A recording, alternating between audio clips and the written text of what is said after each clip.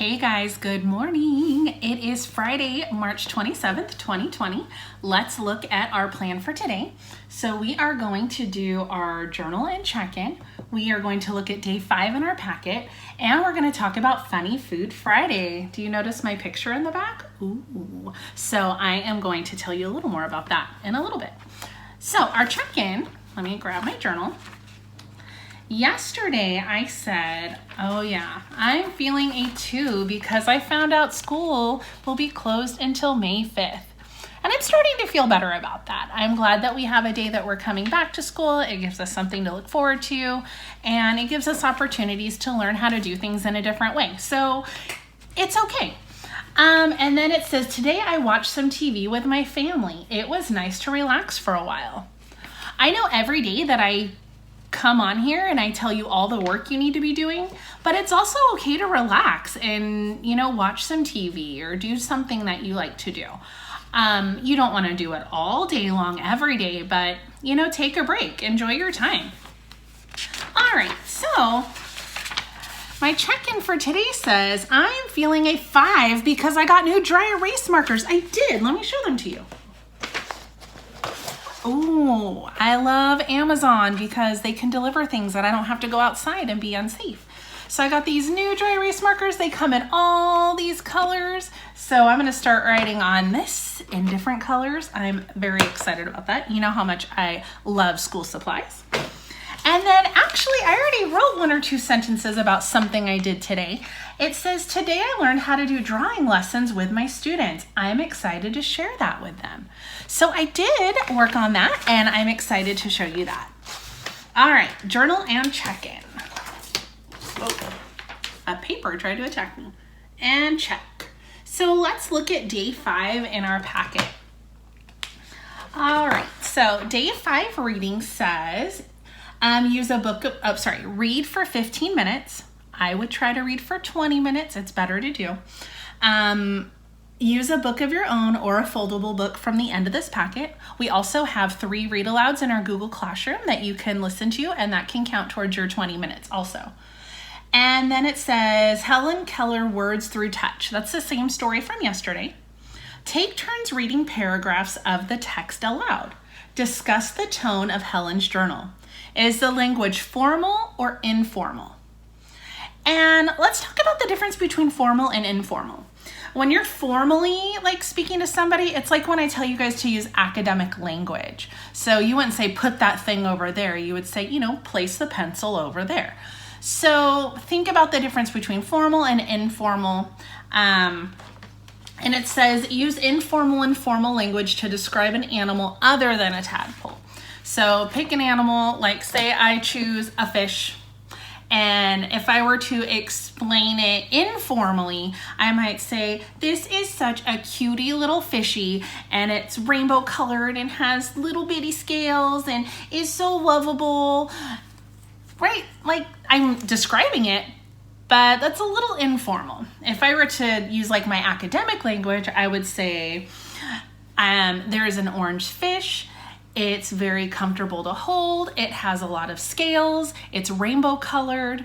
So I didn't use little things like cutie little fishy or anything like that. I was very, academic about it. So think about being formal and informal. And our writing prompt today says, find your favorite stuffed animal, pillow, or blanket. Close your eyes and hold it. Write to describe how it feels and smells. I am very excited to read these from you guys.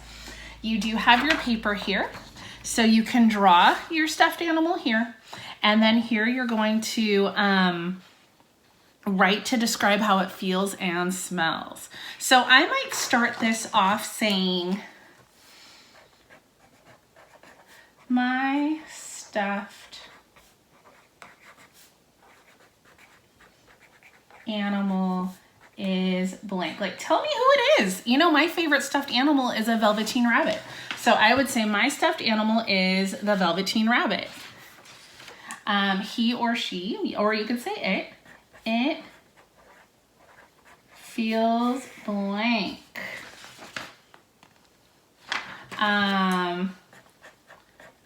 It smells, I don't know that I've smelled my favorite stuffed animal lately. I don't know that I would want to, but you know what, go for it. I've had my favorite stuffed animal since I was 5 years old, so I've had it for like a long time. It smells blank. Also, blank, tell me something else about it. So if you want to borrow these sentence frames, you totally can. Let me get it closer. So it says, my stuffed animal is blank. Like, who is it? For me, I would say my stuffed animal is a velveteen rabbit. It feels soft and I can use it as a pillow, which I have sometimes. It smells, I don't know how to answer that right now. I'd have to go get him. Also, I could say, I have had him since I was 5 years old. He is a very important part of my family or my stuff. So whatever you want to add, if you want to add any more sentences, you can. So that's your writing. And now let's take a look at math. Start with day 5 math task, saving money. Ooh, we've started talking about money. Continue with day 5 math activities. End with day 5 math fluency, where student is encouraged to solve a problem using multiple strategies. All right, just like I mentioned yesterday, math task, math activity, or like math assignment, and then like the fluency with the different ways. Okay, let's take a look at the math task. It says saving money. Lewis wants to give $15 to help kids who need school supplies. He also wants to buy a pair of shoes for $39. If Lewis gets $1 every day for his allowance, how many days will it take him to save money for both? Explain how you know. So let me give you a heads up. There's 2 parts to this.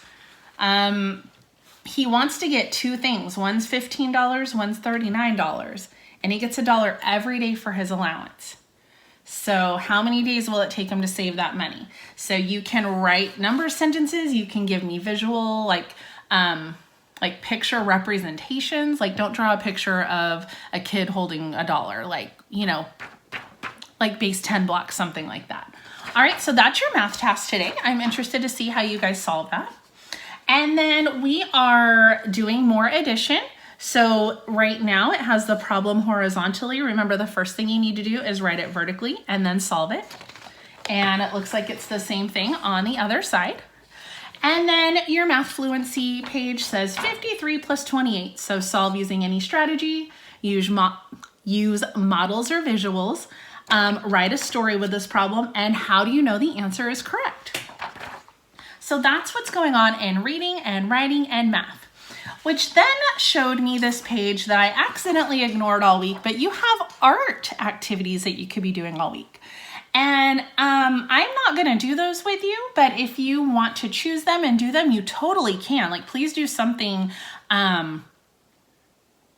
creative, like do something with your art time. But on Fridays, oh, well, let me check this off our list. Okay, we went over day 5 and check.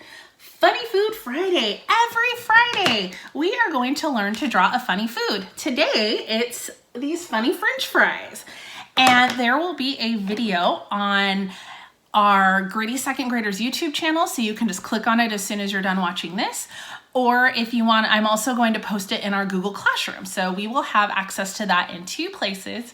And you can go step by step to draw these funny French fries with me. So let's see, I think we covered everything we needed to for today. Next week, I will start adding things to Google Classroom again. I hope you can take these next couple days to maybe get a little caught up with that. But, you know, do what you can. I know some of you guys are also having a hard time logging into Google Classroom. So I am looking into that and trying to figure out what I can do to help you. Keep messaging me on Class Dojo. I really love to hear from you guys. And that's it. Have a great weekend. Have fun drawing our funny French fries today, and stay gritty.